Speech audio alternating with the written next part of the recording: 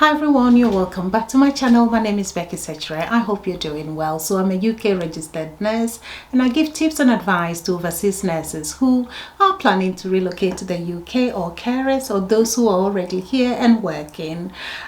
So if this is the first time you've come across my channel, please remember to like, subscribe and share. So in today's video, I came across a story about a care worker who was sacked for being pregnant, and she has been awarded £25,000 by an employment tribunal in the UK.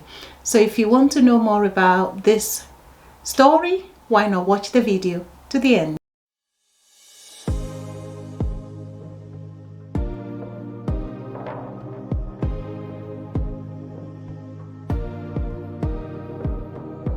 So let's go straight back into the video. So according to the Equality Law, or the Equality Act 2010, you cannot discriminate against someone you employ or are considering employing because of their pregnancy. And one question somebody has asked me before is, should I disclose my pregnancy to my employers?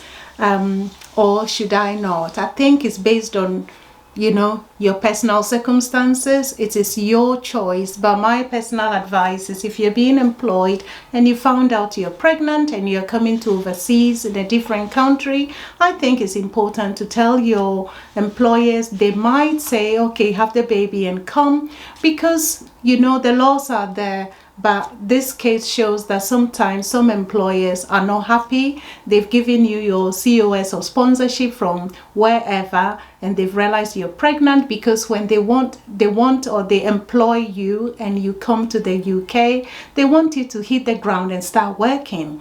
But if they realize that you're pregnant and you're not able to be productive or work for them to make the money that they've spent on you back, then it's a problem. So sometimes these situations do happen.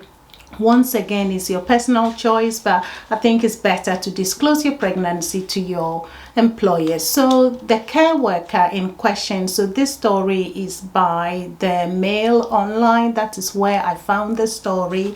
So the carer came from Zimbabwe. She came to the UK last year, and when she was offered her sponsorship from her country, she did not tell her employers that she was pregnant. Whether she knew, she did not know. You never know, because sometimes people are pregnant and they never know about it. So she arrived in the UK last year and she started work. She was offered accommodation by the company and all that. So she started work, and on the second day of her job, she got sacked actually on the second day, because they found out that she was pregnant, or she told them she was pregnant. How did that happen? So they went for a study day and they were filling a form to show, health and safety sort of forms, or occupational health form, and she disclosed on the form that she was 6 months pregnant to her second child.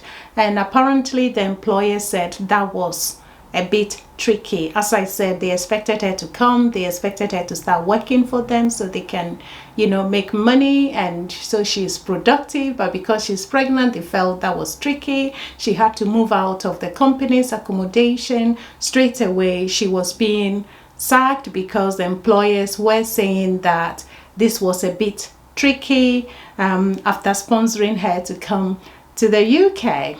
So what did she do? The care worker actually took the company to court for unfair dismissal due to maternity discrimination, because, as I said, employers should not discriminate against someone they are employing or they have employed because of their pregnancy.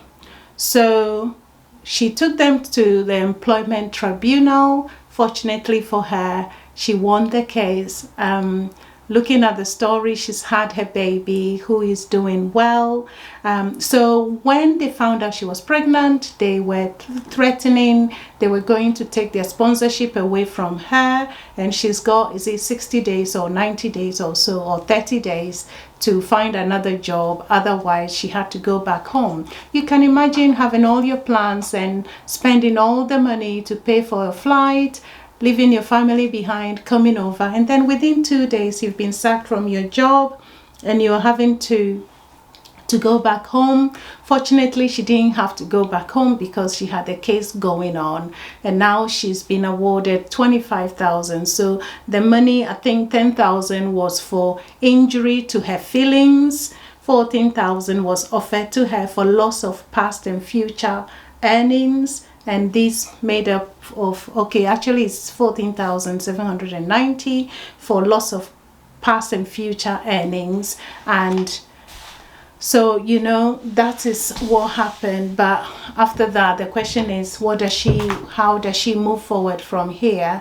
So if you're overseas, you're a carer, you're a nurse, you're considering to relocate to the UK, and your question is, should I be telling my employers whether I'm pregnant or not?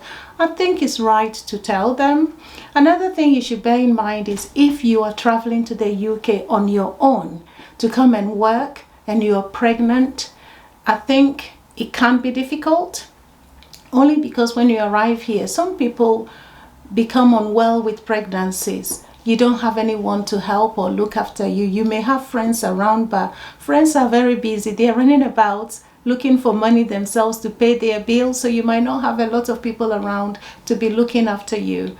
You would not be entitled to maternity pay either. You will get the maternity leave, but you wouldn't be entitled to maternity pay, only because, especially employment one, only because you have to work a number of months or a year or so to qualify to meet the requirement before you get the maternity pay. So if you come, you haven't worked, you might get something little, but because of the way cost of living is so high, whatever you get might not be enough to look after you, your baby, pay your bills, because bear in mind, you're not going to be able to work.